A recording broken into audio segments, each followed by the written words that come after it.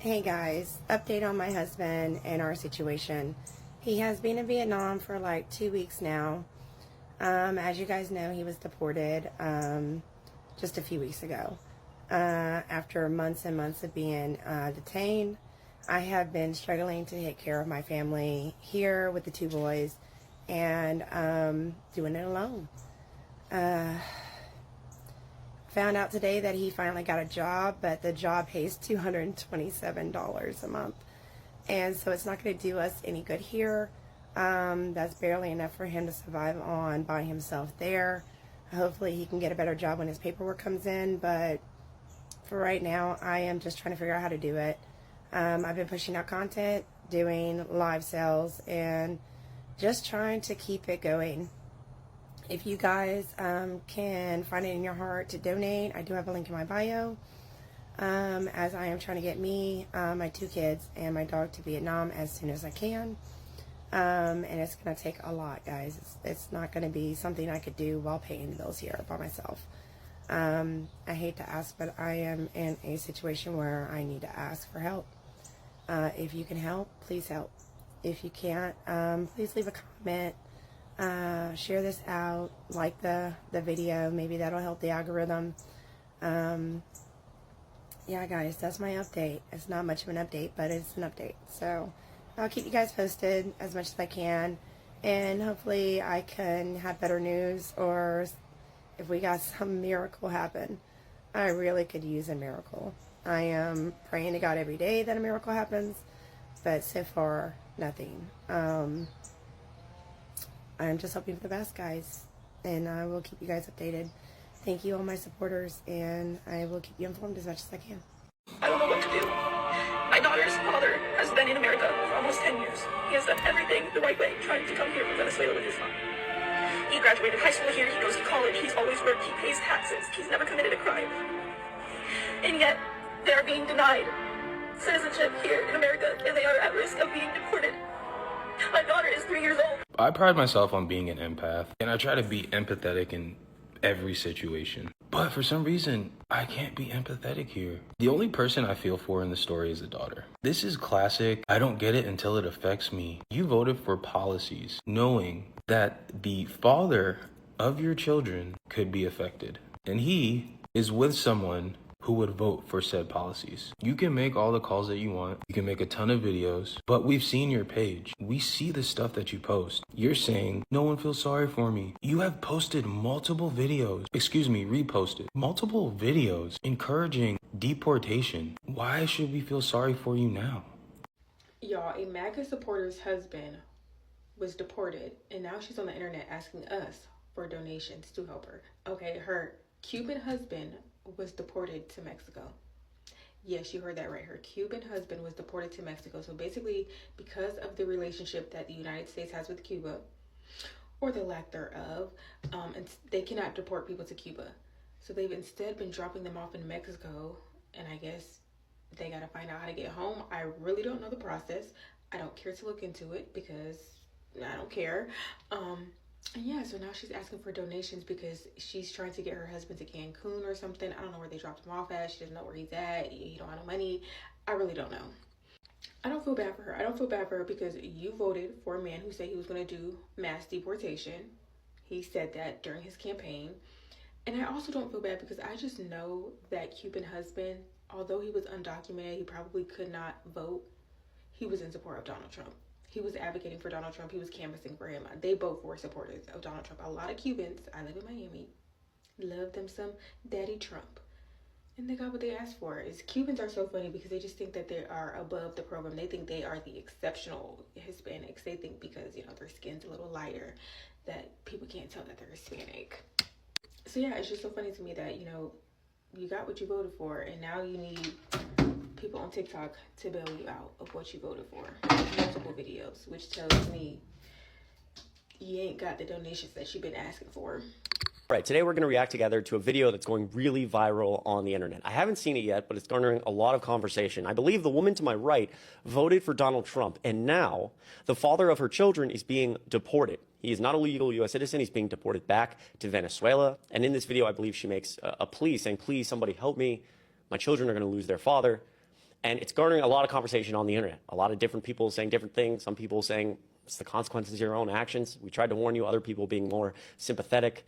And we're seeing a lot of these videos come out lately, whether it's about immigration or the economy, business owners, realizing that maybe the decision they made and the man they voted for wasn't the right decision. Now, before we react to this video, because I assume it's going to be crazy, really quickly, some updates on Trump in relation to immigration. The Trump administration is seeking to deport Kilmar Abrego Garcia to Uganda. You remember Kilmar Abrego Garcia was the man that was accidentally deported to El Salvador, and for a long time the Trump administration wouldn't bring him back.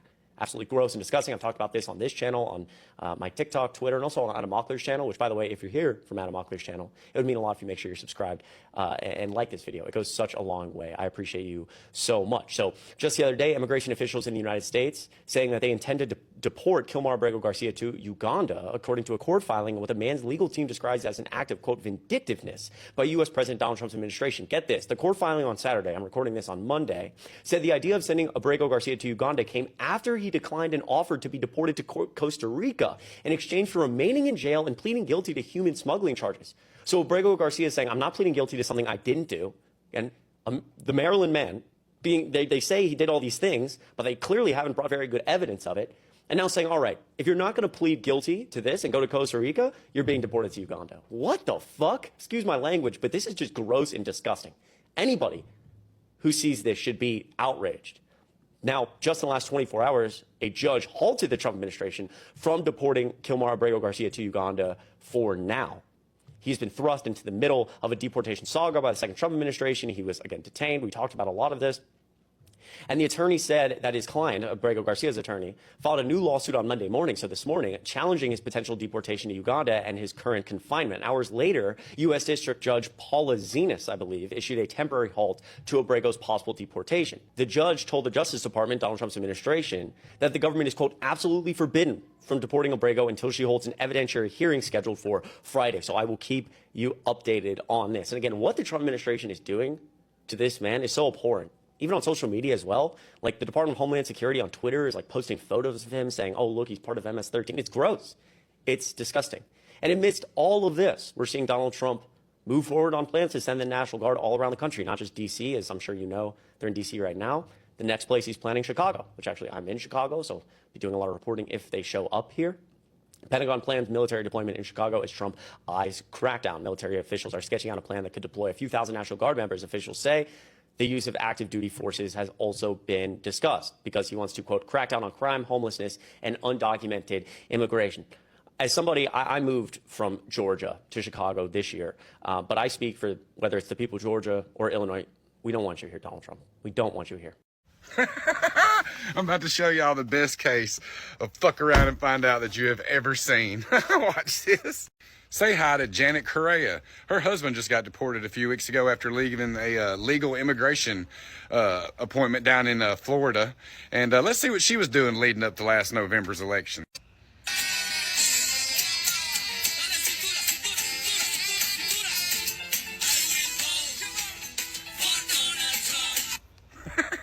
I mean, I hate to laugh, but I mean, you're out there doing that. You obviously don't care if it's going to happen to other people, so I'm not going to spend a whole lot of my time caring if it happens to you. Good morning, everyone. We have some interesting news as a Trump voter wants his vote back because his wife got detained by ICE. A family of Trump supporters are feeling betrayed after ICE detained a wife who was a Canadian national while she was interviewing for permanent residency in the United States. Self-identified Trump voter Francisco Oliveira told KGTV, a California news station, "We feel totally blindsided," going on to say, "I want my vote back." Cynthia Oliveira, 45, is a mother of 3 U.S.-born children and was in the U.S. without any legal status. According to her, she and her family came from Toronto when she was 10. She has since been sent to El Paso, Texas, and is waiting to be deported. I have no sympathy for this family because what did they expect? This is the problem with MAGA. They vote for things to affect other people, but they don't think it will affect them as well. It's like they aren't self-aware because they aren't. Time and time again, things happen that they were warned about, and they act like they've never heard of it before. But it's nothing but their own faults. This is caused by them. You voted for Trump. you voted for this. You voted for your own wife to be deported. You shouldn't feel shocked by that. I mean, you really shouldn't. This is what you voted for. I mean, they really just aren't self-aware. But with that being said, thank you everyone for watching this video. Like and repost it to get the information out, and drop a follow for more news content. Later. I don't really know how to start to begin to tell this news and what I am about to ask for, that I am asking everyone watching this video so desperately to help me and my family. Hello everyone. This is my father, Luis. He's currently being detained in an ICE detention center. Trying to just read this off what I have originally written in my GoFundMe for an update. He was first detained in the detention center in Elizabeth, New Jersey, and has now been moved to a detention center in Texas. And his whereabouts of what specific detention center is still unknown. On Tuesday, February 11th, my dad was on his way to work early in the morning around 6 a.m. when an officer asked him for his ID. In a moment of panic of fear, my dad knew what was coming. My father is a hardworking, caring, loving, and godly man with no criminal record. Okay. He has been nothing but kind, not only to his family, but to his friends, his neighbors, and entire community. To know my father is to know that he would never hurt a fly or cause anyone harm. He has lived in this country for 30 years and has faced unimaginable hardships, including 2 brain tumors and more recently a stroke that has left him fragile. He is in no condition to be in this situation. For so many years, my father has worked tirelessly to provide for our family. He's one of the many immigrants who have contributed to this country's economy, yet he has struggled with the legal system, facing severe challenges in obtaining his papers. Unfortunately, he had been misled in the past by dishonest lawyers who had given him false hope for a better future. My father means everything to me. He has shown me what it means to start from nothing, to build a life with hard work and sacrifice.